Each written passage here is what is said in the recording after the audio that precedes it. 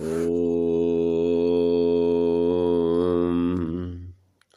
विश्वानि देव सवितर्दुरितानि परासुव यद्भद्रं तन्न आसुव।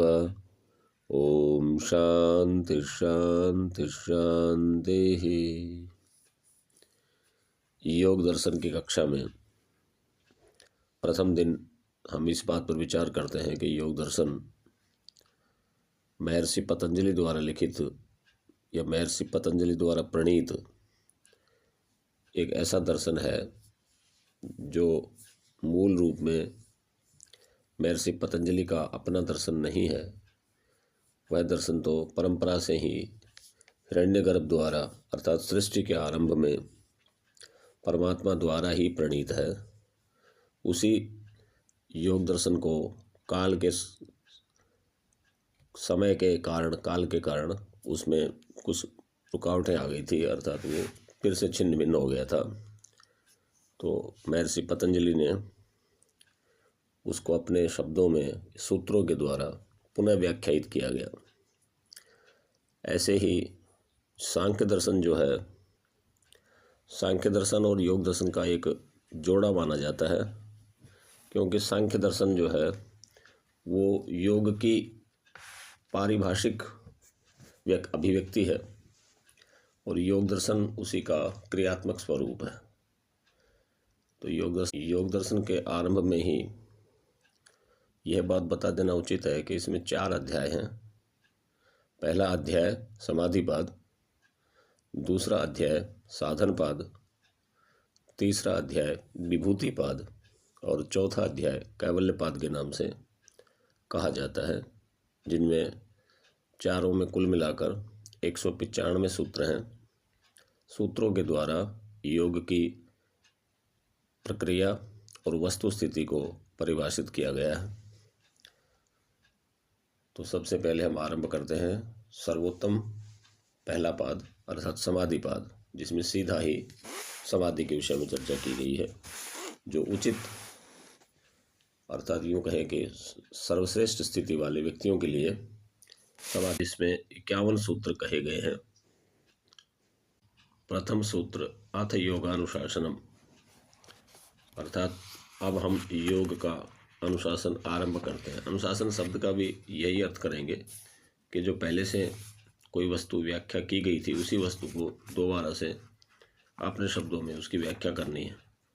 अर्थात पतंजलि महर्षि हिरण्यगर्भ द्वारा कहे गए पहले के योग दर्शन को ही दोबारा से स्थापित कर रहे हैं। ये बात हमको अच्छे से समझ लेनी चाहिए। अथ योगानुशासनम कहते हैं कि अथ अयम अधिकारार्थः। अथ जो ये शब्द है ये तो अधिकार के लिए प्रयोग किया गया है, और योगानुशासनम शास्त्रम अधिकृतम वेदितव्यम, और योगानुशासन रूप शास्त्र आरंभ हुआ है ये जानना चाहिए। अब आगे कह रहे हैं कि योग समाधि सच सर्व सार्वभौमश्चित्तस्य धर्मः। योग जो है वो समाधि शब्द को ही दूसरे पर्याय में उसको योग कहा जा रहा है, अर्थात योग का अर्थ यहाँ समाधि को ही लेना है, किसी दूसरे अर्थ को नहीं लेना। और सच सार्वभौमश्चित्तस्य धर्मः, और वो चित्त की सारी भूमियों का धर्म है। अर्थात चित्त की 5 भूमियाँ आगे बताएंगे। क्षिप्तम मूढ़म विक्षिप्तम एकाग्रम निरुद्धमिति चित्त भूमयः। चित्त की 5 भूमियाँ हैं, क्षिप्त, मूढ़, विक्षिप्त, एकाग्र और निरुद्ध। ये चित्त की 5 भूमियाँ बता दी। अब इसमें जो तत्र विक्षिप्ते चेतसी, तो विक्षिप्त चित्त जो है, जो पहली भूमि जो बताई विक्षिप्त भूमि, उसमें चित्त की जो भूमि है उसमें विक्षेप उपसर्जनी भूतः समाधिर न योग पक्षे वर्तते।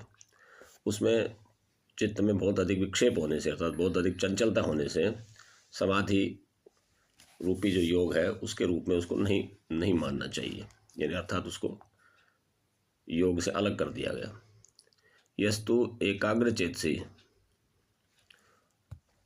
परंतु जो एकाग्र चित्त में जो समाधि होती है वही समाधि के या योग के पक्ष में स्वीकार की जा सकती है। अर्थात उसको यूँ समझ सकते हैं, यस्तु एकाग्र चेतसि सद्भूतम अर्थम प्रद्योतयति क्षिणोति च क्लेशान कर्म बंधनानि स्लथयति निरोधाभिमुखम करोति स संप्रज्ञात योगः इत्याख्यायते। कह रहे हैं कि जो एकाग्र चित्त में जो समाधि होती है वो अर्थ के यानी वस्तु के सत्य स्वरूप को प्रकाशित कर देती है। क्षिणोति च क्लेशान, क्लेशों को क्षीण कर देती है। कर्म बंधनानि स्लथयति, अर्थात कर्म के बंधनों को ढीला कर देती है। और निरोधाभिमुखम करोति, और वो निरोध के अभिमुख कर देती है, अर्थात इस चित्त को एकाग्र से निरोध की तरफ इसका मुख कर देती है, अर्थात उसके बिल्कुल पास ले जाकर छोड़ देती है। स संप्रज्ञातो योग इत्याख्यायते, उसको संप्रज्ञात योग कहते हैं। स च वितर्कानुगतो विचारानुगतः आनंदानुगतो अस्मितानुगतः इति उपृष्ठात् प्रवेदिष्यामः। इसी संप्रज्ञात समाधि को आगे चलकर वितर्कानुगत समाधि, विचारानुगत समाधि, आनंदानुगत समाधि और अस्मितानुगत समाधि के रूप में व्याख्या करेंगे, या आगे इसके विषय में खुलकर बताएंगे।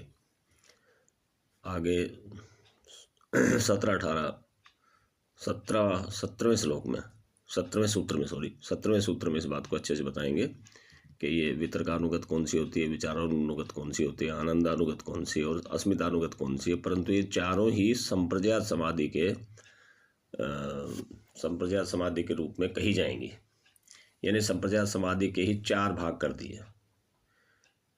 संप्रज्ञात में एक विचारानुगत, एक वितर्कानुगत, एक आनंदानुगत और एक अस्मितानुगत, यानी जिसमें जो जो विषय मुख्य रूप से रहता है उसको उसी नाम से कह दिया गया। जिसमें जो वितर्कानुगत है, अर्थात जिसमें 3 अलग अलग वस्तुओं के बारे में जो विचार होता रहता है, जिस वस्तु का विचार करना हो उसका नाम भी और उसका रूप भी,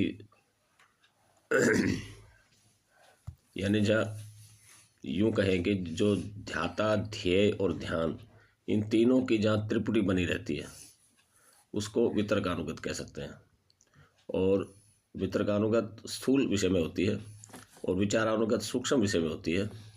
आनंदानुगत इंद्रियों के विषय में होती है, वो किसी भी एक इंद्रिय पे हो सकती है। और अस्मितानुगत केवल चित्त को, मैं हूँ, केवल इस स्थिति को ध्यान में रखकर की जाती है, तो उसको अस्मितानुगत समाधि कहते हैं। तो ये 4 प्रकार की जो समाधियाँ हैं, ये संप्रज्ञात समाधि को ही 4 भागों में विभक्त करके कह रहे हैं।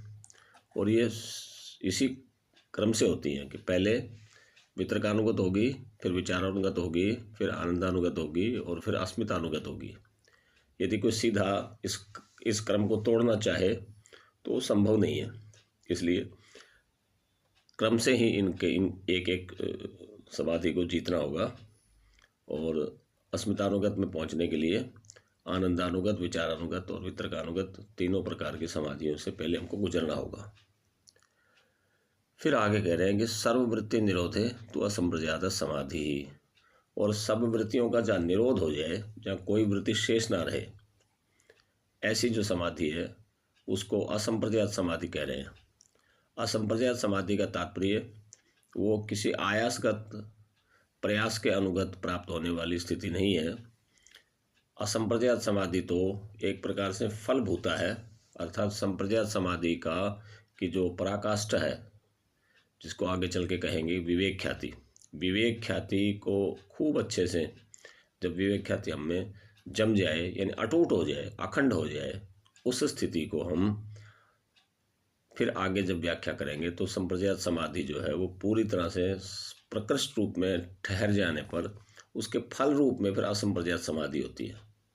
और असंप्रज्ञात समाधि का और अच्छे से विवेचन अगले सूत्र की व्याख्या में करेंगे। आप सभी को प्रणाम। ओम शांति शांति शांति।